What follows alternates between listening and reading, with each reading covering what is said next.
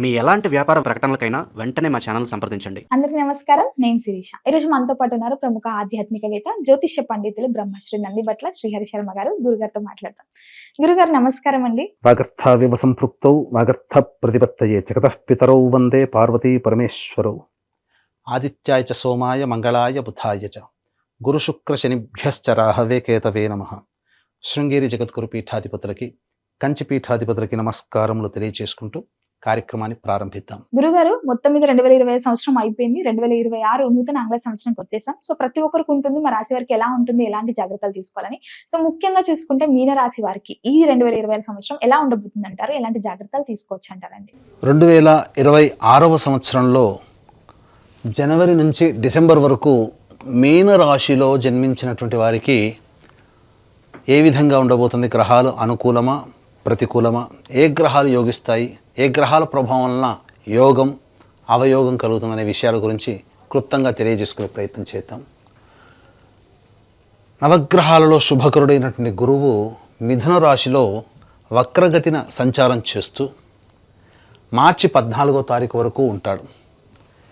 ఈ సమయంలో జనవరి నుంచి మార్చి 14వ తారీఖు వరకు నూతన వ్యక్తుల యొక్క పరిచయం జరుగుతుంది. చేసేటువంటి చిన్న చిన్న ప్రయత్నాల్లో మీకు వెసులుబాటు కలిగి పనులు సాఫీగా జరుగుతూ ఉంటుంటాయి. కొన్ని ప్రయత్నాల్లో ఆటంకాలు వచ్చినప్పటికీ కూడా కొద్దిపాటి ధైర్యము, కష్టముతో ఆ సమస్యలన్నింటినీ కూడా పరిష్కరించుకోగలుగుతారు. కానీ మార్చి 15 నుంచి మే 31వ తారీఖు వరకు గురువు మిథున రాశిలోనే సంచారం చేస్తూ అర్ధాష్టమ గురు ప్రభావము, అలాగే జన్మశని ప్రభావం కూడా తోడై ఉన్నటువంటి కారణం చేత ప్రతి పనియందు కూడాను ఆసక్తి లేకపోవడము, గృహంలో కంటే బయట ఎక్కువగా గడపాల్సినటువంటి పరిస్థితి రావడం, చికాకులతో కూడుకున్నటువంటి జీవనము, ముఖ్యంగా ధనము ఖర్చు అయిపోతూ ఉండడం, మీ యొక్క కీర్తి ప్రతిష్టలకి భంగం కలిగే విధంగా చుట్టుపక్కల వాతావరణం ఉండడం, ఇవన్నీ వాటికంతటవే గ్రహాల యొక్క ప్రభావం వల్ల మీకు జరుగుతూ ఉంటుంటాయి. మీకు తెలియకుండానే సమస్యల వలయంలో ఆ 2 నెలల పాటు చిక్కుకొని ఉంటారు. తదనంతరం జూన్ 1 నుంచి అక్టోబర్ 31వ తారీఖు వరకు కర్కాటక రాశిలో సంచారం చేస్తుంటారు. ఇది చక్కటి యోగ కాలముగా చెప్పవచ్చు. ఈ సమయంలో మీరు అనుకున్నటువంటి పనులన్నీ కూడా పూర్తి చేసుకోగలుగుతారు. శుభకార్యాలలో మీకు మీ హస్తం ఉంటుంది. అన్ని విధాలుగా మీకు శుభం జరుగుతుంది. ఆఖరి 2 నెలలు, నవంబర్ డిసెంబర్ నెలలు మాత్రం అనుకూలంగా కాదు. ధనపరమైనటువంటి సమస్యలు ఎదుర్కోవాల్సినటువంటి పరిస్థితి వస్తుంది. రుణగ్రస్తులవుతారు.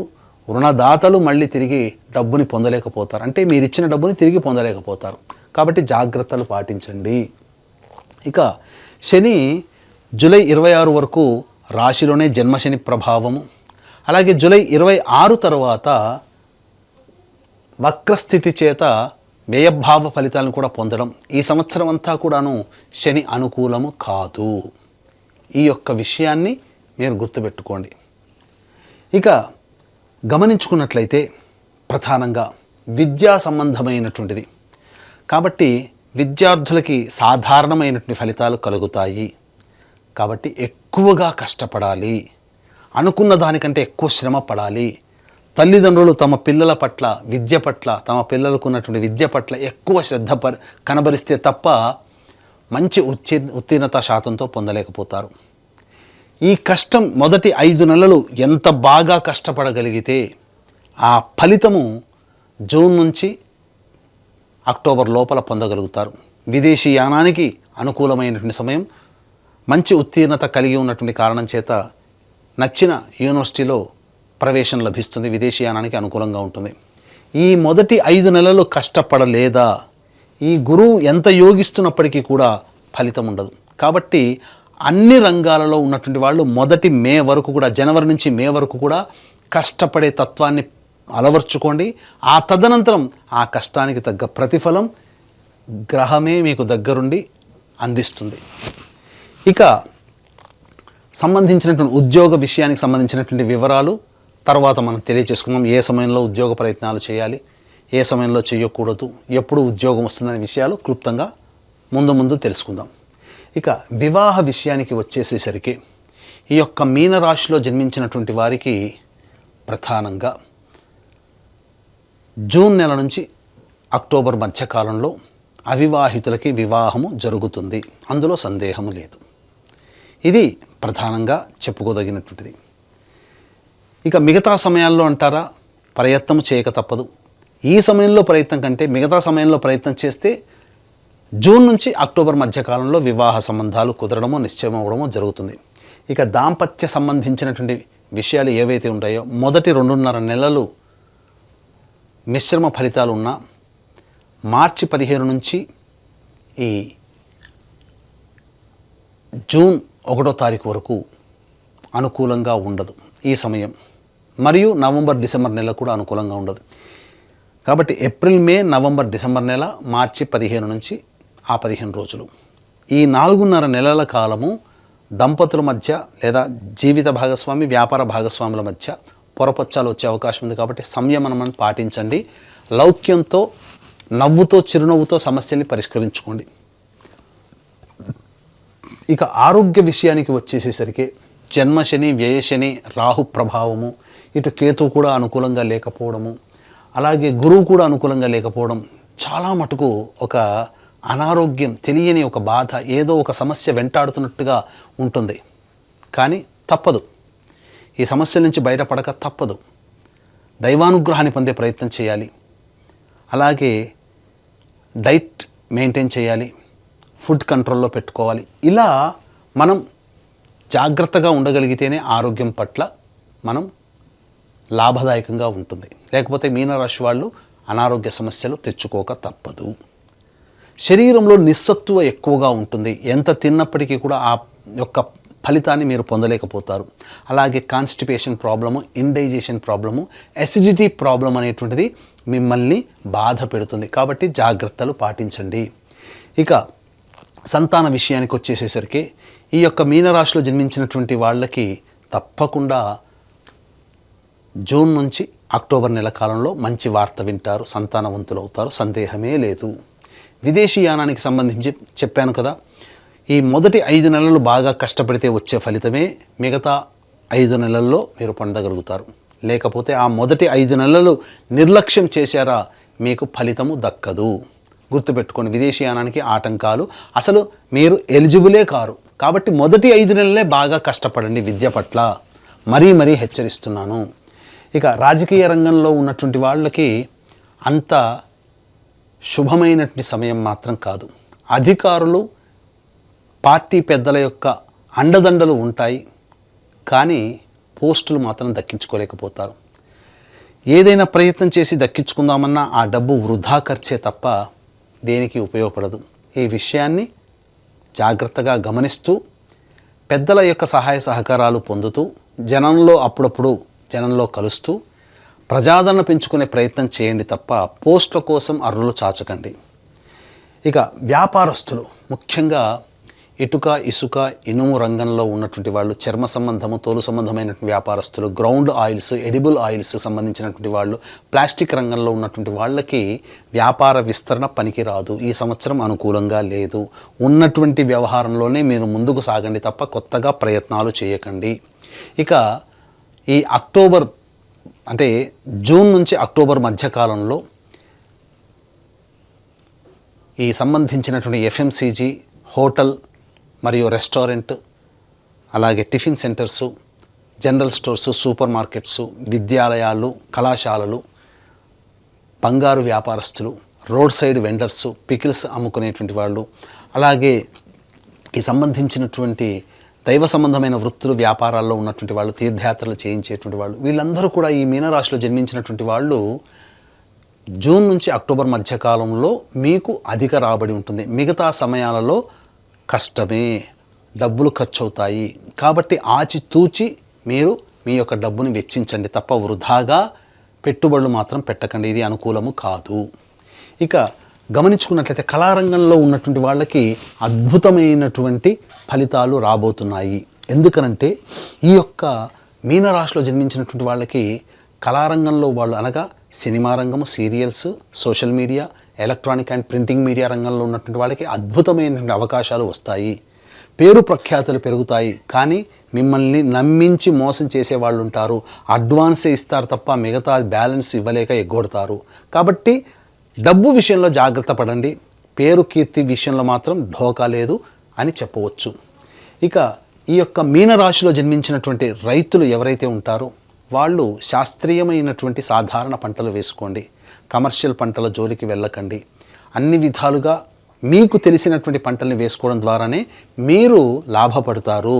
అంతే తప్ప పులిని చూసి నక్క వాత పెట్టుకున్నట్లుగా వేరే వాళ్ళని మీరు అనుకరించకండి. తద్వారా మీకు నష్టమే.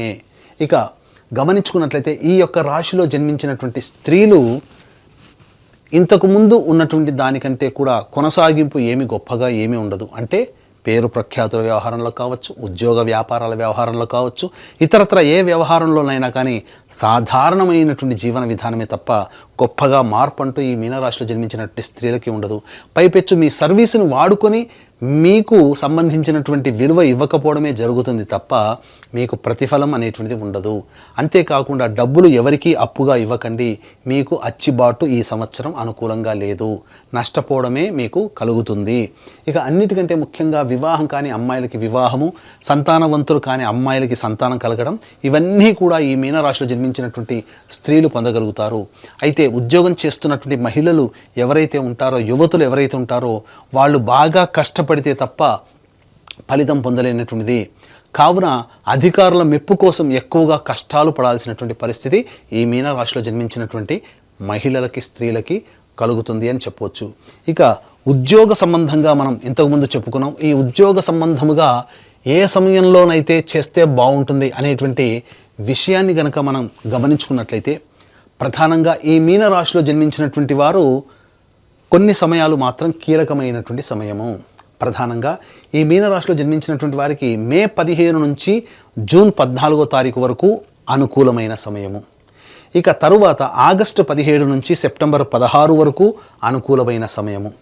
ఇక ఈ సంవత్సరం జనవరి 14 నుంచి ఫిబ్రవరి 12వ తారీఖు వరకు అనుకూలమైనటువంటి సమయము. ఈ సంవత్సరం డిసెంబర్ 16 నుంచి డిసెంబర్ ఆఖరు వరకు అనుకూలమైన సమయం. మళ్ళీ ఒకసారి చెబుతున్నానండి, మీనరాశిలో జన్మించినటువంటి వారికి జూన్ 15 నుంచి జూలై 15వ తారీఖు వరకు అనుకూలంగా ఉండేటువంటి సమయము. ఈ మీనరాశిలో జన్మించినటువంటి వారికి ఒక్క నిమిషం నాయన కట్ చేస్తా. ఈ మీనరాశిలో జన్మించినటువంటి వారికి జూన్ 15 నుంచి జూలై 15వ తారీఖు వరకు అనుకూలంగా ఉండేటువంటి సమయము. ఇక ఆగస్టు 17వ తారీఖు నుంచి సెప్టెంబర్ 16వ తారీఖు వరకు అనుకూలంగా ఉండేటువంటి సమయం. ఇక ఈ సంవత్సరం డిసెంబర్ 16 నుంచి డిసెంబర్ 31వ తారీఖు వరకు, అలాగే ఈ సంవత్సరం జనవరి 14వ తారీఖు నుంచి ఫిబ్రవరి 12వ తారీఖు వరకు అనుకూలంగా ఉండేటువంటి సమయం. ఈ సమయంలో కనుక మీరు ఉద్యోగ ప్రయత్నాలు అనగా నిరుద్యోగస్తులకి ఉద్యోగం లభించడం, ఉద్యోగంలో ఉన్నటువంటి వాళ్ళకి ప్రమోషన్స్ రావడం, లేదా కొత్త సంస్థలలో ఉద్యోగం కోసం వెతుక్కోవాలనుకుంటే ఆ కొత్త సంస్థల్లో ఉద్యోగం రావడం, ఇవన్నీ కూడా జరిగిపోతాయి. మిగతా సమయంలో గనక చేసుకున్నట్లయితే ఆశించి భంగపడడం తప్ప వేరే ఇబ్బంది ఉండదు. కాబట్టి కష్టపడాల్సి వస్తుంది మిగతా సమయాల్లో. ఇక ఈ మీనరాశిలో జన్మించినటువంటి వారికి ప్రధానంగా అనవసరమైన ఖర్చులు మార్చి నెల వరకు ఉంటాయి. వృధా ప్రయాణాలు, కష్టాలు, ఆటంకాలు ఎక్కువగా ఉంటాయి. ఏప్రిల్ నెలలో ఈ యొక్క మీనరాశిలో జన్మించినటువంటి వారికి నేను గొప్ప ఒక అహంకారము కానీ, లేకపోతే ఎవరిని లెక్క చేయని తత్వం కానీ ఉండడం వల్ల చాలా నష్టపోతారు. ఇక మే 1 నుంచి జూన్ 19వ తారీఖు వరకు కూడా కుటుంబ సభ్యుల మధ్య వాగ్వివాదాలు చోటు చేసుకుంటాయి. అనవసరంగా ఇతరులతో మాటలు పడాల్సినటువంటి పరిస్థితి, ధన నష్టం ఎక్కువగా ఉంటుంది. జూన్ 20 నుంచి ఆగస్టు 1వ తారీఖు మధ్య కాలంలో ఇతరుల యొక్క సహాయ సహకారాలు మీకు చాలా ఎక్కువగా ఉండడం, తద్వారా డబ్బు పరంగా కావచ్చు అన్ని విధాలుగా మంచి శుభమైనటువంటి వాతావరణంలో ఉంటారు. ఆగస్టు 2 నుంచి సెప్టెంబర్ 17వ తారీఖు వరకు ఉద్యోగ సందర్భంగా ఇబ్బందులు ఎదుర్కోవడం కానీ, తల్లిగారి ఆరోగ్యం పట్ల శ్రద్ధ వహించడం కానీ, వాహన ప్రమాదాలు చోటు చేసుకోవడం కానీ, లేకపోతే జీవిత భాగస్వామి, వ్యాపార భాగస్వాముల మధ్య ఇబ్బందులు కానీ, నష్టాలు కానీ జరుగుతాయి. ఇక సెప్టెంబర్ 18 నుంచి నవంబర్ 11వ తారీఖు వరకు కూడా అనుకూలమైనటువంటి సమయం, అన్ని విధాలుగా యోగదాయకంగా ఉంటుంది. నవంబర్ 12 నుంచి డిసెంబర్ వరకు కూడా జీవిత భాగస్వాములతో, వ్యాపార భాగస్వాములతో, ఎవరితో కలిసి పనిచేస్తున్నా వాళ్ళతో సమస్యలు అనేటువంటివి ఉంటాయి. ఇది ఈ యొక్క మీనరాశిలో జన్మించినటువంటి వారికి కలిగేటువంటిది. ఇక ఇంతకుముందు చెప్పుకున్నాం కదా, ఏ సమస్య అయినప్పటికీ కూడా ఈ మీనరాశిలో వాళ్ళకి గ్రహాలు అనుకూలంగా లేని కారణం చేత దైవానుగ్రహం తప్పనిసరి. ఇట్టి దైవానుగ్రహం అందరికీ అందించాలనేటువంటి సదుద్దేశంతో మన పీఠం ఆధ్వర్యంలో ఈ 2026వ సంవత్సరం ప్రతి నెల 12 మాసాలు ప్రతి నెల ఒక పర్వదినం రోజున పుణ్యక్షేత్రంలో మీ జాతకరీత్యా కలుగు అన్ని రకాల సమస్యల నివారణకి సర్వదోష నివారణ పూజలు, హోమాలు, అంటే ఆరోగ్యం కోసం, ఉద్యోగం కోసం, వివాహం కోసం, దాంపత్యం కోసం, ఆర్థిక బాధలు, శత్రు సమస్యలు, కోర్టు సమస్యల కోసం ఇలా 21 రకాలైనటువంటి హోమాది కార్యక్రమాలు జరిపించడం జరుగుతుంది. అవకాశం ఉన్న వాళ్ళు స్క్రీన్పై కనిపిస్తున్నటువంటి నెంబర్లకి కాంటాక్ట్ చేసి మీ గోత్రనామాదులు నమోదు చేసుకోవచ్చు. ఇక ఈ యొక్క వీక్షించేటువంటి ప్రేక్షకులు కూడా 2026 నుంచి ఒక నూతన శకానికి నాంది పలకబోతున్నాం. మన ఆధ్వర్యంలో సంకల్ప మందిర్ అనేటువంటిది ప్రారంభిస్తున్నాం. సోషల్ మీడియా అనగా యూట్యూబ్, ఇన్స్టా, ఫేస్బుక్లో మీకు ప్రతిరోజు కూడాను ఏ రోజుకు ఆ రోజు సంబంధించినటువంటి విశేషాలు, ధర్మ సంబంధమైనటువంటి నివృత్తులు, అలాగే జాతకపరమైనటువంటి సందేహాలకి సమాధానాలన్నీ కూడాను ఆ సోషల్ మీడియా ద్వారా మీకు అందించడం జరుగుతుంది. కాబట్టి వాటిని మీరు సబ్స్క్రైబ్ చేసుకొని ఫాలో అవ్వండి. ప్రతి విషయం కూడా మీకు అందుబాటులో వస్తుంది. ఇక ఇప్పుడు చెప్పినటువంటి జాతకరీత్యా ఉండేటువంటి సమస్యలకి సంబంధించినటువంటి అనగా ఇప్పుడు చెప్పినటువంటి వివరాల కంటే ఇంకా ఎక్కువగా సమస్యలు మీరు ఎదుర్కొంటున్నట్లయితే దగ్గరలోని మంచి ఉపాసనా పరులైనటువంటి జ్యోతిష్యుల్ని సంప్రదించి వారి సలహాలు, సూచనలు పాటించండి. తప్పకుండా మెరుగైనటువంటి జీవితాన్ని పొందుతారని ఆశించవచ్చు.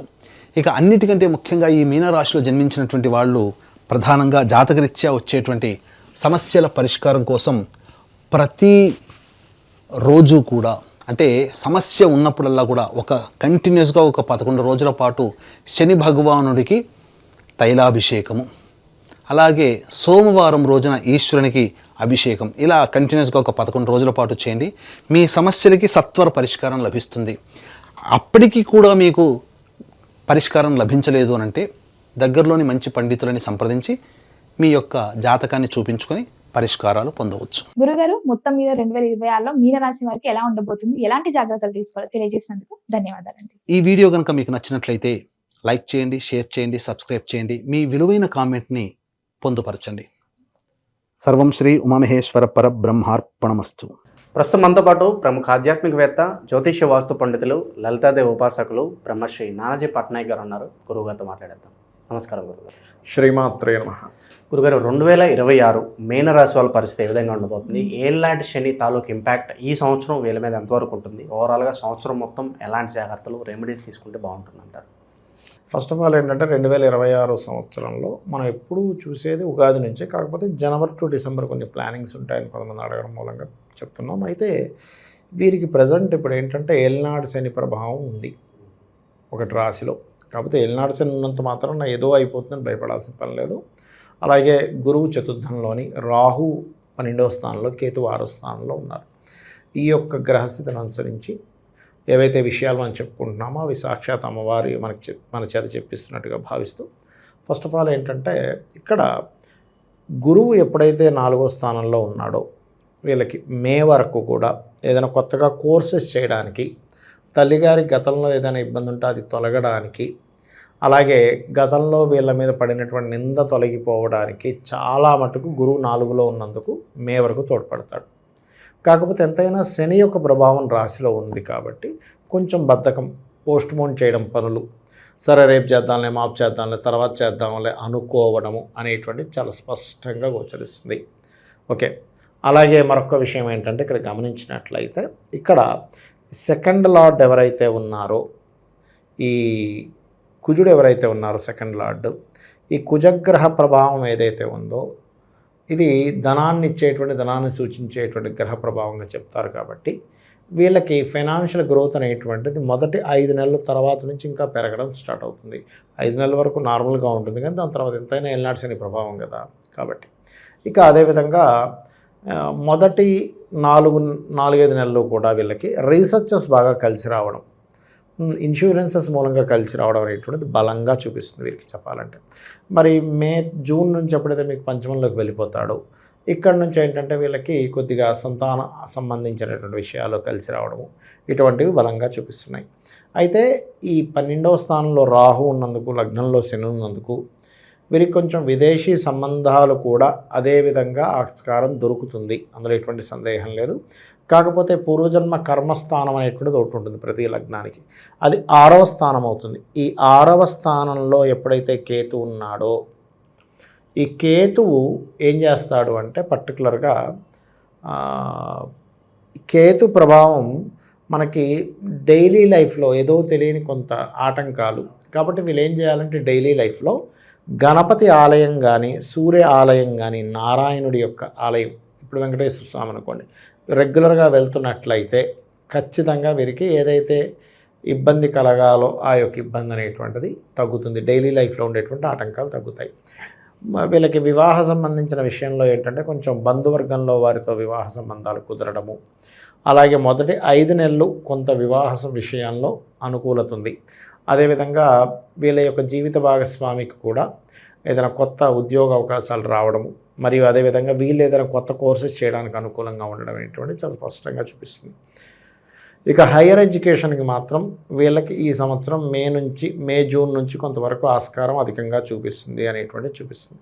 అలాగే వ్యాపార అభివృద్ధి, మరి ఏలినాటి శని కదండి, వ్యాపార అభివృద్ధి ఏంటంటే ఉంటుంది. ఏలినాటి శనిలో వ్యాపార అభివృద్ధి ఉండకూడదు అని ఏం లేదు. చాలామంది ఏమనుకుంటారంటే ఏలినాటి శని వస్తే ఏమీ జరగదు అనుకుంటారు. కాదు, వివాహాలు జరుగుతాయి, గుర్తుపెట్టుకోండి.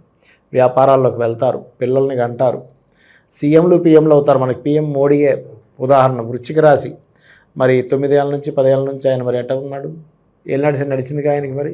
కాబట్టి దానికి ఏం సంబంధం ఏం లేదు, చక్కగా నడుస్తూనే ఉంటాయి అన్నీ కూడా. అలాగే మరొక విషయం ఏంటంటే ఇక్కడ వివాహం మాత్రం బంధువర్గంలో వారి మూలంగానే ఎక్కువగా ప్రభావం చూపిస్తూ ఉంటుంది. అయితే వీళ్ళు ఎక్కువగా ఉలవలు దానంగా ఇవ్వడము, మినుములు దానంగా ఇవ్వడం చేస్తుండాలి. వీళ్ళు ఎంత ఉలవలు మినుములు దానంగా ఇస్తూ ఉంటే అంత బాగుంటుంది, గుర్తుపెట్టుకోండి. సెలబ్రిటీస్కి, రాజకీయ నాయకులకి ఎలా ఉంటుంది సార్ ఈ ప్రత్యేకంగా ఇయర్ అంతా కూడా? సెలబ్రిటీస్కి, రాజకీయ నాయకులకి కనుక చూసుకున్నట్లయితే పర్టికులర్గా ఈ సంవత్సరం అంతా కూడాను గుర్తుపెట్టుకోండి, బిజినెస్లు అవుతాయి కానీ స్లో మూమెంట్ ఉంటుంది. ఎందుకంటే లాభాధిపతి శనే, వ్యయాధిపతి శనే ఇక్కడ. అయితే ఇక్కడ రాహు అయ్యాడు కాబట్టి, రాహు యొక్క ఎనర్జీస్తో శని వచ్చాడు కాబట్టి కొత్త అవకాశాలు కూడా వస్తాయి సినిమా ఫీల్డ్లో ఉండేటువంటి వారికి. అంటే ఎప్పుడో ఎక్కడో అసలు మనం మర్చిపోయాం ఆ హీరోనైనా అసలు మళ్ళీ ఇప్పుడు హీరో రంగంలోకి వస్తాడు. అరే మనం అదేంటి ఇంత మంచి హీరో నిజమే మళ్ళీ వచ్చాడే భలే, అలాంటివి కొన్ని 2026లో మనం చూస్తాము. ఇక భూ కబ్జాలకు గురైన వాళ్ళు కావచ్చు, ఎప్పుడు తరచుగా పోలీస్ స్టేషన్లు, కోర్టు చుట్టూ తిరిగే వాళ్ళకి ఏమైనా న్యాయం దొరుకుతుందంటారా ఈ సంవత్సరం ప్రత్యేకంగా? న్యాయం జరుగుతుందా అంటే ఒకటే, ఇక్కడ ఏంటంటే ఫస్ట్ ఆఫ్ ఆల్ భూ కబ్జాలకు గురయ్యేటువంటి వారు ఈ పోలీసులు, ఈ కోర్టు కేసులు ఇట్లాంటి విషయాలకి కొంతవరకు న్యాయం జరుగుతుందని చెప్పాలి. ఎందుకంటే లగ్నాధిపతి ఎప్పుడు కూడా శుభుడేనండి, గుర్తుపెట్టుకోండి. ఈ లగ్నాధిపతి వెళ్ళి చతుర్థ భావంలో ఉన్నాడు. కాబట్టి ఇక్కడ వచ్చిన ప్రాబ్లం ఏంటంటే శని యొక్క ఎనర్జీస్తో వెళ్ళి ఉన్నాడు. ఎప్పుడైనా ఏదైనా ఒక రాశిలో గ్రహం ఉన్నప్పుడు ఆ రాశిలో ఉండే గ్రహ ప్రభావంతో ఆ గ్రహం మూవ్ అవుతూ ఉంటుంది. కాబట్టి వీళ్ళు శనికి సంబంధించిన పరిహారం చేస్తూ, ముఖ్యంగా శని ప్రభావం ఉన్నప్పుడు కాలరాత్రి, కాళీ లేకపోతే వారాహి వీళ్ళ యొక్క ఆరాధన చేస్తూ, లేదా ఆంజనేయ స్వామి చేసుకున్న ఖచ్చితంగా వీళ్ళకి ఆ కబ్జాలు, ఆ గొడవలు, లిటిగేషన్స్, ఏదైనా భూమి కొన్నాం ధర్మబద్ధంగా కొన్నా ఎవడో వచ్చి నాదంటాడు, మీ పేపర్లు లేరు నా దగ్గర పేపర్లు ఉన్నాయంటాడు, అటువంటి వాటి నుంచి ఇబ్బంది అనేది తగ్గుతుంది. కొత్త పరిచయాల వల్ల లైఫ్లో ఏదైనా బెనిఫిట్ ఉంటుందంటారు? అంటే ఒక్కొక్కసారి మన లైఫ్లో అన్ఎక్స్పెక్టెడ్ కొంతమంది వస్తారు, వాళ్ళ వల్ల విపరీతంగా లాభం జరుగుతుంది లేదా నష్టం జరుగుతుంది, రెండింటిలో ఏం చూడవచ్చు అంటారు? ఒకటి జూన్, మే ఎండింగ్ వరకు జరిగే కొత్త పరిచయాలు మంచి ఫలితాలు ఇస్తాయి. కానీ మే తర్వాత ఉండేటువంటి కొత్త పరిచయాలు మాత్రం కొంచెం జాగ్రత్తగా చూసుకొని చేసుకోవాలనేటువంటి చాలా స్పష్టంగా ఉంది. ప్రాపర్టీస్ కొనుక్కోవచ్చు అంటారా ఈ ఇయర్? మే లోపల కొనుక్కోవచ్చు అండి. అయితే ఇక్కడ నేను అనేది ఏంటంటే ఎప్పుడైనా ఒక ప్రాపర్టీ తీసుకునేటప్పుడు అసలు మీకు ప్రాపర్టీ కొనుగోలు చేసేటువంటి యోగం మీ జన్మజాతకంలో నడుస్తుందా లేదా, ఫస్ట్ ఆప్షన్. రెండవది మీ పేరు మీద కొంటే మంచిదా, మీ జీవిత భాగస్వామి లేదా మీ పిల్లల పేర్ల మీద కొంటే మంచిదా, రెండవది. మూడవది ఏ ఫేసింగ్, ఇప్పుడు ఆ నుంచి అమహా వరకు అంటే ఒక ఫేసింగ్ ఉంటుంది, తూర్పు, దక్షిణం, ఉత్తరం, పడమరపు కొనకూడదు వీళ్ళు, వాయువ్యం కొనొచ్చి ఈశాన్యం కొనకూడదు.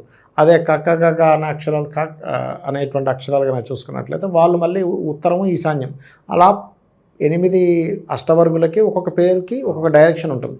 దాంతోపాటు మీ జన్మజాతకంలో రాహుకేతువులు ఎలా ఉన్నారో చూసుకొని తీసుకోవాలి. అది ఇక చివరగా విద్యార్థుల పరిస్థితి ఏంటి సార్? కెరీర్ పరంగా మంచి నిర్ణయాలు తీసుకోగలుగుతారు అంటే లాంగ్ టర్మ్లో నాకు ఏది బాగుంటుంది, పలానా వైపు వెళ్తే నేను బాగుంటాను అని చెప్పి ఆ నిర్ణయం తీసుకోగలుగుతారు? కెరియర్ పరంగా నిర్ణయం తీసుకోగలుగుతారా అంటే కొంచెం కన్ఫ్యూజన్స్ అవుతాయండి. ఎందుకంటే శని కదా ఎంతైనా రాశిలో ఉన్నది ఉంటూ దశమంలో ఉండే శని ఏం చేస్తాడంటే ఇక్కడ ఒక మంచి జాబ్ను వదిలిపెట్టి లేదా అక్కడ ఏదో బాగుంటుంది కదా అని అక్కడికి వెళ్ళి అక్కడ ఎక్కువ శ్రమ పడుతూ ఉంటారు. ఎందుకంటే శ్రమనిచ్చే సమయంలో ఉన్నప్పుడు కెరియర్ విషయంలో తొందరపాటు నిర్ణయాలు మాత్రం తీసుకోవద్దనే చెప్తాను నేను. ఇక ఏలినాటి శనిలో ఉన్నారు, విశేషంగా సంవత్సరం మొత్తం ఎలాంటి పరిహారాలు చేసుకుంటే బాగుంటుంది సార్? ఒకటేనండి, ఎప్పుడు ఏలినాటి శని వచ్చినా ఎవరికైనా గుర్తుపెట్టుకోండి, బాగా తీవ్రమైన దోషాలు ఉన్నప్పుడు దీక్ష తీసుకోండి అని చెప్తా. Point number 1. రెండవది, మధ్యాహ్నం పూట నిద్రపోకండి. మీరు బాగా ఏజ్డ్ పర్సన్స్, స్త్రీలు, చిన్నపిల్లలు అయితే వేరే విషయం. 60 ఏళ్ళు దాటాయి వాళ్ళకి ఒక స్లీప్ న్యాప్ కావాలి, ఒక అరగంట పడుకుంటే వాళ్ళకి ఫ్రీ అవుతారు. అలాంటి వాళ్ళకి పర్లేదు. కానీ మీకు 15 ఏళ్ళు దాటిన తర్వాత యుక్త వయసులోకి వచ్చినప్పటి నుంచి 55 ఏళ్ళ వరకు నిద్రపోవడానికి వెళ్ళలేదని చెప్తాను. అనారోగ్యంతో ఉన్న దట్ ఈస్ డిఫరెంట్. పడుకుంటే ఏమవుతుందంటే మందుడు కదా శని, దాని ప్రభావం ఇంకా పెరుగుతుంది మన మీద, కాబట్టి నిద్రపోవద్దు ఎక్కువగా. అలాగే అంటే అనారోగ్యంతో ఉంటే దట్ ఈస్ డిఫరెంట్ థింగ్. అలాగే మరొకటి ఏంటంటే నిత్యము దీపారాధన ఇంట్లో చేయడము, గుడికి వెళ్ళండి. ఆంజనేయ స్వామి, సుబ్రహ్మణ్య స్వామి కానీ, గణపతి కానీ, నరసింహస్వామి కానీ, శక్తి ఆలయాలు, సూర్య ఆలయంకైనా వెళ్ళండి. ఖచ్చితంగా మీరు చూస్తారు దాని పాజిటివ్ ప్రభావం ఎలా ఉంటుందో. అలాగే మీ కిందన పనిచేసే వాళ్ళకి ఏదో ఒకటి పంచిపెట్టండి. ఓ స్వీట్ డబ్బానో, వాళ్ళ పిల్లలకి బట్టలనో, లేకపోతే వాళ్ళ గురించి ఏదో ఒకటి. ఒక పండుగ వచ్చిందా, 2 బట్టలు కొనుక్కో అంటే ఏం లేదు. శని ఏంటంటే కార్మికులకి, కర్షకులకి కారకుడు. ఎప్పుడైతే మన కింద పనిచేసే వాళ్ళు హ్యాపీ ఫీల్ అవుతారో శని ప్రభావం మన మీద ఉండదు. అదే మన కింద పనిచేసేవాడు కనుక మనం వాడిని ఇబ్బంది పెడుతున్నాం, జీతం ఇవ్వకుండా, వాడు బట్టలు అడుగుతా ఎందుకురా నీకు బట్టలు అన్నాం, లేకపోతే ఒక రకంగా కొంతమంది ట్రీట్ చేస్తారు. అసలు ఇంకా వీళ్ళు భూమి మీద వీళ్ళు తప్పితే ఇంకెవరు సంపన్న పరులు లేనట్టుగా ట్రీట్ చేస్తూ ఉంటారు. అట్లా ఎప్పుడూ చేయకూడదు. ఎందుకంటే శని కార్మికులకి, కర్షకులను ఆశ్రయించి ఉంటాడట. వాళ్ళు బాధపడితే శని ప్రభావం మనకి పడుతుంది. అందుకని వాళ్ళని బాధ పెట్టద్దు. కొంతమంది ఉంటారు, మనం మంచిగా చూసుకున్నా మనకి హ్యాండ్ ఇచ్చేవాళ్ళు ఉంటారు, వాళ్ళ సంగతి పక్కన పెట్టండి. కొంతమంది ఉంటారండి డ్రైవర్లు, ఇంటి పని వాళ్ళు, పాపం వాళ్ళ అడ్వాన్సులు, ఓనర్స్ ఎంత మంచి వాళ్ళు, అడ్వాన్సులు వాళ్ళకి అన్నీ కొని చిన్నబడికి హ్యాండ్ ఇచ్చి వెళ్ళిపోతాడు. అది వాళ్ళ కర్మ అనుకోవాలి. ఇంకోటి ఏంటంటే ఇక్కడ పర్టికులర్గా పోస్ట్ పోన్ చేయదు ఏ పని కూడా. ఇవాళ చేయాలి, ఈరోజు చేసేయండి, మళ్ళీ రేపు చేద్దాంలే, నెక్స్ట్ వీక్ చేద్దాంలే, తర్వాత చేద్దాంలే అంటేనే శని ప్రభావం పెరుగుతుంది. ఇది గుర్తుపెట్టుకోండి. వాకింగ్ చేయండి, ఎక్సర్సైజులు చేయండి, చెమట వచ్చేలా కష్టపడండి. ఖచ్చితంగా శని ప్రభావం అనేటువంటిది ఉండదు. ఏదైనా క్షేత్ర దర్శనం చేసుకోండి. మీనరాశి వాళ్ళకి ఓవరాల్గా అద్భుతమైన బూస్టింగ్ ఇచ్చారు సార్. హోప్ఫుల్లీ కొత్త సంవత్సరం బాగా కలిసి రాని కోరుకున్నాం. మీకు కూడా నూతన సంవత్సర శుభాకాంక్షలు. ధన్యవాదాలు. తప్పకుండా మీ అందరికీ ప్రేక్షకులకు కూడా నూతన సంవత్సర శుభాకాంక్షలు. శ్రీమాత్రే నమః. ప్రస్తుతం మనతో పాటు ప్రముఖ ఆధ్యాత్మికవేత్త, దైవాజ్ఞ బ్రహ్మశ్రీ వీరాపురం సుబ్రహ్మణ్య స్వామి గారు మనతో ఉన్నారు. మీనరాశి వాళ్ళందరూ కూడా 2026 ఎలా ఉండబోతుందో గురువు గారిని అడిగి తెలుసుకుందాం. నమస్కారం గురుగారు. శుభాశీస్సులండి. సో 2026 జనవరి నుంచి డిసెంబర్ వరకు మీనరాశి వారి పరిస్థితి ఏంటి, ఏలినాటి శనిలో ఉన్నారు, దీని తాలూకు ఇంపాక్ట్ ఎంతవరకు ఉంటుంది, ఓవరాల్గా ఈ సంవత్సరం అంతా వీళ్ళకి ఎలా ఉండబోతుంది గురుగారు? మీనరాశి 2026 జనవరి నుండి 2027 జనవరి వరకు కూడా ఈ మీనరాశి వారికి అనేక పరీక్షలు, అన్నిట్లోనూ ఆర్థిక పరంగానూ పరీక్షలే, ఆరోగ్యపరంగానూ పరీక్షలే. ఇంకా చెప్పాలి అంటే జన్మరాశిలో శని ఉండడం వల్ల, అంటే మీనరాశిలో శని ఉండడం, 4వ ఇంట గురువు ఉండడము, అలాగే ఇక్కడ మనకు 12వ ఇంట రాహు ఉండడము, అలాగే రాహుకుజుల కలయిక ఉండడము, రవి రాహుకుజుల కలయిక. ప్రారంభంలో ఇప్పుడు 2026 ప్రారంభంలో ప్రతి విషయంలో కూడా చాలా జాగ్రత్తగా వ్యవహరించాలి. ఆర్థిక పరమైనటువంటి ఒడిదుడుకులు, నష్టాలు, అంటే అప్పులు చేయాల్సిన పరిస్థితి వస్తుంది. రుణ ప్రయత్నాలు అధికంగా ఉంటాయి, అంటే ప్రతిదానికి రుణాలు చేయాల్సిన పరిస్థితి వస్తుంది. అధికమైనటువంటి రుణ బాధలు. ఇక్కడ రుణ బాధలు ఎందుకన్నామంటే గతంలో ఇచ్చిన వాళ్ళు ఇప్పుడు పీడించడం అధికమవుతుంది. అప్పు ఇచ్చిన వాడు పీడించడాలు, వేధించడాలు, ఇంకా చెప్పాలి అంటే మనము వాళ్ళ వల్ల సఫర్ అయి ఆత్మహత్యా ప్రయత్నాల వరకు కూడా వెళ్ళే అవకాశం ఉంది. అంటే పడలేక, భరించలేక తట్టుకోలేక ఆత్మహత్య ప్రయత్నాలకు కూడా వెళ్ళి అంత, అంటే ఒకవేళ వెళ్ళకపోవచ్చు, కొంతమంది వెళ్ళొచ్చు, అటువంటి డిప్రెషన్లకు కూడా వెళ్ళే అవకాశం ఉంది. అందుకు రుణ పీడితులు అయ్యే అవకాశం ఉంది. తర్వాత శారీరక శ్రమ, మానసిక శ్రమ, చేసే ఉద్యోగంలో కఠినమైనటువంటి శ్రమ. అంటే ఇప్పుడు జాబ్ చేస్తున్నావు, నీ టైమింగ్ వరకే నువ్వు చేయాలి. నీ టైం మించి చేయాలి అంటే మనిషికి అప్పుడు శ్రమ అధికం అనిపిస్తుంది. అదే కాకుండా ఇంకెవరో చేయాల్సిన పని కూడా నువ్వే చేయాల్సింది వస్తే అది కఠినమైనటువంటి శ్రమ. ఏమిటి? కఠినమైన శ్రమ అన్నట్టుగా ఇలాంటి సమస్యలన్నీ కూడా వీళ్లకు అధికంగా ఉన్నాయి. ఒక మాటలో చెప్పాలంటే గొడ్డు చాకిరి అన్నట్టుగా. ఏమిటి? నువ్వు చేస్తుంది సాఫ్ట్వేర్ జాబే, కానీ దాంట్లో తీవ్రమైనటువంటి ఒత్తిడి, నీకు మించి చేయవలసిన పని, ఇలాంటివన్నీ కూడా ఓవర్ డ్యూటీ అని కూడా చెప్పుకోవచ్చు. ఇలాంటివన్నీ కూడా ఎక్కువగా ఉన్నాయి. రెండోది వచ్చేసి వేధింపులు, ఇటువంటి సమస్యలు కూడా అధికంగా ఉన్నాయి. కానీ ఆర్థిక పరంగా ఏదో ఒక రూపంలో మారుతుంది చేంజ్. అంటే ఏదో ఒక రూపంలో అంటే గురువు వచ్చేసి జూన్ తర్వాత పంచమ స్థానంలోకి వస్తున్నాడు, అంటే కర్కాటక రాశిలోకి. దానివల్ల ఆయన మారడం వల్ల అక్కడి నుంచి వీళ్లకు ఊపిరి పీల్చుకునే అవకాశం ఉంది. ఆర్థిక పరంగా నిలదొక్కునే అవకాశం ఉంది. ఆర్థిక పరంగా స్థిరపడే అవకాశం ఉంది. ఆర్థిక పరంగా వీళ్లకు మనశ్శాంతి, ప్రశాంతత, ఊరట, ఆనందము, సంతోషము, అభివృద్ధి, అనేకమైనటువంటి భోగాలు, యోగాలు కలిగే అవకాశం ఉంది. ఇప్పుడైతే ప్రారంభంలో మాత్రం క్లిష్ట పరిస్థితి అన్నట్టుగా ఉంటుంది. కష్ట పరిస్థితి, క్లిష్ట పరిస్థితి, శ్రమతో కూడుకున్నా కూడా మనకు అనుకున్న పని పూర్తి కాకపోవడం, నెరవేరకపోవడం, ఇలాంటివన్నీ కూడా దాన్ని ఫెయిల్ అంటారు. ఏమంటారు అన్నట్టుగా ఉందన్నమాట. అందుకే వీళ్ళ జీవితం పరీక్షా జీవితం. ఎందుకంటే జన్మరాశిలో శని సంచారము, 4వ ఇంట గురు సంచార ప్రభావము, 12వ ఇంట ఉన్నటువంటి గ్రహ ప్రభావాల వల్ల ప్రారంభం అంతా కూడా పరీక్షా జీవితం లాగానే ఉంటుంది. ఆ తర్వాత మారుతుంది. అంటే కష్టపడ్డాడు, అది జీవితాంతం కష్టమా అంటే వాడు తట్టుకోలేడు కదా. అందుకనేసి ఆ గురువు పంచమ స్థానంలోకి రావడం వల్ల మళ్ళీ అనుకున్న పనులన్నీ కూడా నెరవేరే అవకాశం ఉంది. ఇప్పుడు ఈ సమయంలో మనం ఎవరిని అడిగినా కూడా, మనం ఏదన్నా ఆర్థిక సహాయంగా ఎవరిని పోయి అడిగినా కూడా లేదంటాడు. అదే పంచమ స్థానంలోకి వచ్చిన తర్వాత మనం ఎవరిని పోయి అడుగు, లేదనకుండా ఇస్తాడు. ఆ దానితో మనము తెలివిగా వ్యవహారం నడపడం, దాన్ని కాస్త అభివృద్ధి మార్గంలోకి మనము ప్రయత్నం చేయడం, అది కాస్త సక్సెస్ కావడం, ఇట్లా మారిపోయే అవకాశాలు మళ్ళీ ఉన్నాయన్నమాట. ప్రస్తుతం ఇప్పుడైతే అందరితో కాస్త భేదాభిప్రాయాలు, ప్రారంభంలో మాట పట్టింపులు, కోపతాపాలు, ఇంట్లో కుటుంబ సభ్యులతో కూడా అన్నదమ్ములతో మధ్య ఆస్తి తగాదాలు కావచ్చు, భార్యాభర్తల మధ్య కూడా మనస్పర్ధలు, భేదాభిప్రాయాలు కలిగే అవకాశం ఉంది. తల్లిదండ్రులతోనూ కోపతాపాలు, మాట పట్టింపులు కూడా కలిగే అవకాశం ఉన్నాయి ఇప్పుడు ప్రస్తుతం. కాబట్టి ఇప్పుడు మౌనంగానే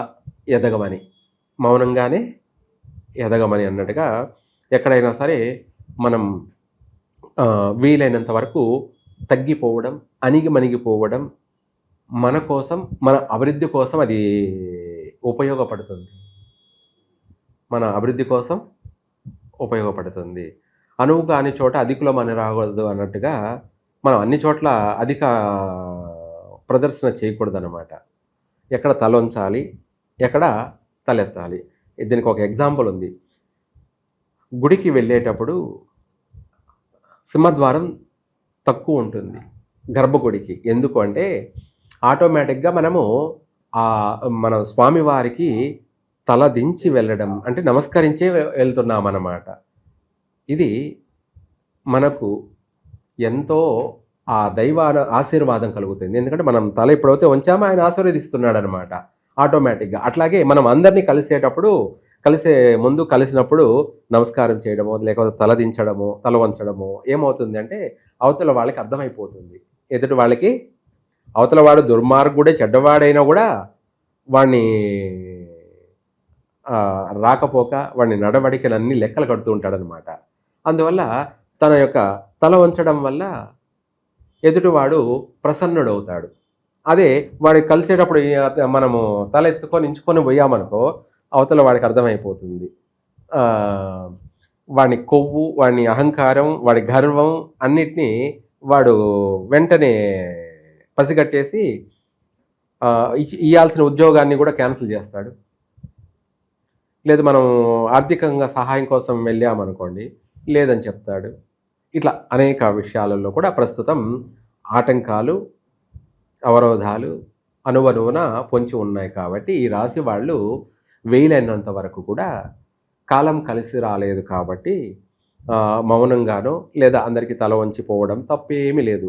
బ్రతక నేర్చిన వాడు తప్పకుండా ఇలాంటి పనులు చేస్తాడు. దాని టైం వచ్చినప్పుడు అప్పుడు తన ఏంటో నిరూపించుకుంటాడు. అది ఉత్తమమైన జీవన విధానం అన్నట్టుగా ఈ రాశి వాళ్ళు ఇప్పుడు ఇవి ఆచరించాలి, పాటించాలి. తర్వాత మనం ఆటోమేటిక్గా చెప్పుకున్నాం కాబట్టి గురువు స్థాన చలనం అంటే పంచమ స్థానం కర్కాటక రాశిలోకి వస్తున్నాడు కాబట్టి మళ్ళీ అన్ని విధాలా కూడా ఆర్థిక పరంగా కలిసి వస్తుంది. ఆ తర్వాత విదేశీయాన యోగం ప్రయత్నం కలిసి వస్తుంది. ఇప్పుడు ప్రారంభంలో చేయడం నష్టమే జరుగుతుంది. విదేశాలకు వెళ్ళాలి అనుకునే వాళ్ళు ప్రయత్నం చేయొద్దు. వెళ్ళినా కూడా అక్కడ స్థిరపడలేరు. ఇప్పుడు ఈ సమయంలో జూన్ వరకు కూడా జూలై తర్వాతనే వీళ్లకు యోగం స్టార్ట్ అవుతుంది. అప్పుడు ప్రయత్నం చేస్తే వెంటనే నెరవేరుతుంది. అక్కడ వెళ్ళినా కూడా అక్కడ స్థిరపడగలుగుతారు. అక్కడ ఆర్థిక పరంగా కూడా అభివృద్ధి చెందగలుగుతారు. అక్కడైనా సరే ఇక్కడైనా సరే స్వస్థానంలో అయినా స్వదేశంలో అయినా ప్రదేశాల్లోనైనా కూడా ఆర్థిక పరంగా ఆ తర్వాతనే వీళ్ళు నిలదొక్కుంటారు. సమయానుకూలంగా చేతికి అందుతూ ఉంటాయి. అనుకున్న పనిని కంటిన్యూ నడిపించగలుగుతారు. అలాగే కుటుంబంలో కూడా మళ్ళీ ఆ మాట పట్టింపులన్నీ కూడా వైదొలిగిపోతాయి. మళ్ళీ సహాయ సహకారాలు కూడా అందుతాయి. భార్యాభర్తల మధ్య కూడా మనస్పర్ధలు తొలగిపోయి ఈ కొద్ది రోజులు ఎడబాటు జరిగినా మళ్ళీ కలుసుకుంటారు. అలాగే కుటుంబ వ్యక్తుల ద్వారా మళ్ళీ ఏదో ఒక రూపంలో ధన సహాయం కూడా అందే అవకాశం ఉంది. మాట సహాయం అందే అవకాశం ఉంది. ధన సహాయం అందే కూడా అవకాశం ఉంది. ఇలాంటివన్నీ కూడా మళ్ళీ అవకాశాలు ఉన్నాయి. కాబట్టి ఈ యొక్క మీనరాశి వాళ్ళు కొన్ని విషయాలలో కఠినమైనటువంటి నడవడిక తప్పదు. ఆర్థిక పరంగా కూడా దుబారా ఖర్చులు, అధికమైన అనవసరమైనటువంటి ఖర్చులు ఇలాంటివన్నీ కూడా కొంచెం మానుకోవాలి. కొన్ని విందులు వినోదాలకు వేచించాల్సిన ఖర్చు వాటి చేయకపోవడం కూడా మంచిదే. ఎందుకంటే ధన వృధా చేయడం కన్నా కూడా కొంత అవసరాన్ని నిమిత్తం మనము ఖర్చు చేసుకోవడం ఇవి అనేది ఆచరించాలి. మనం ఇది చేయలేదు అది చేయలేదు అని బాధపడాల్సిన అవసరం లేదు.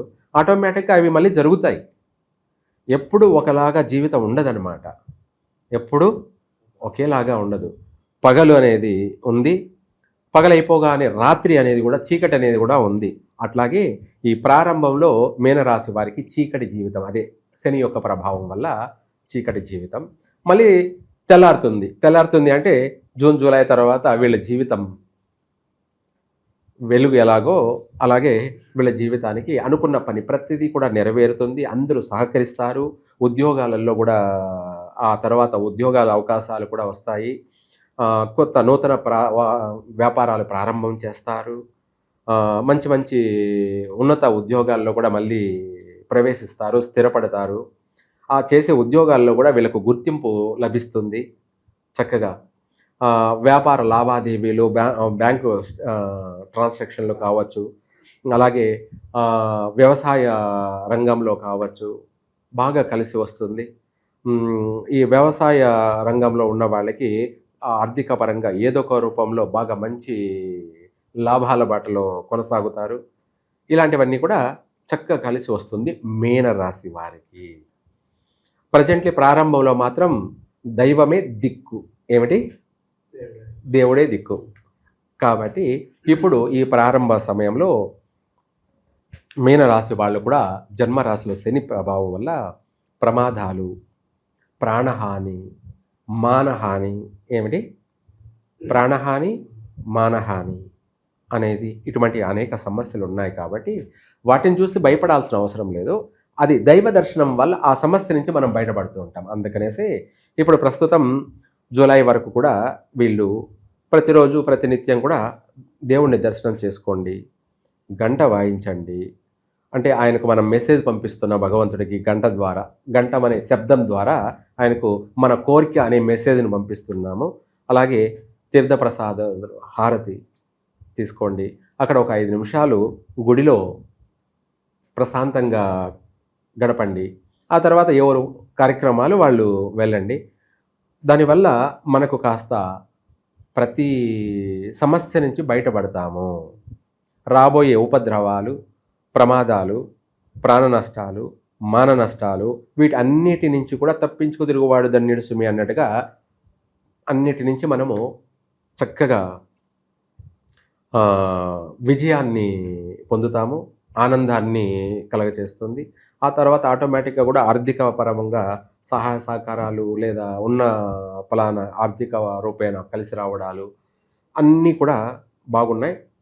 మీనరాశి వారికి మొత్తం మీద ఓవరాల్గా మొదట ప్రారంభంలో అడుగడుగున పరీక్షా జీవితం ఆటంకాలు, ఆ తర్వాత వాటన్నిటి నుంచి కూడా బయటపడతారు, కలిసి వస్తుంది. అలాగే ఇంకా కూడా మనం ఇందాక చెప్పుకున్నట్టుగా ఈ సమస్యల నుంచి బయటపడడానికి జపాలు, హోమాలు, మృత్యుంజయ హోమాలు, జపాలు, అభిషేకాలు ఇటువంటివైనా జరిపించడం వల్ల వాళ్ళ కుటుంబాలు, వాళ్ళ వ్యక్తిగత జీవితాలు బాగుపడతాయి. వీళ్ళు చేయడం వల్ల దేశమంతా, ప్రపంచమంతా కూడా రాబోయే ఉపద్రవాలు వీటి నుంచి కూడా చాలా వరకు బయటపడతాము. మీ పర్సనల్గా చేసుకోవడమే కాకుండా మీరు చేయడం వల్ల దేశానికి సంబంధించిన వ్యవహారాలలో కూడా రాబోయే ఉపద్రవాలు, పెద్ద పెద్ద భయంకరమైనటువంటి సమస్యలన్నీ కూడా సునాయాసంగా తొలగిపోతాయి. మీరు బాగుంటారు, దేశమంతా బాగుంటుంది, అందరూ బాగుంటారు. సర్వే జన సుఖినో భవంతు. అందరూ బాగుండాలి, అందులో మనం కూడా ఉండాలి. గురుగారు ఓవరాల్గా మీనరాశి వారి పరిస్థితి 2026 ఎలా ఉండబోతున్నారు అద్భుతంగా వివరించారు. ధన్యవాదాలు గురుగారు.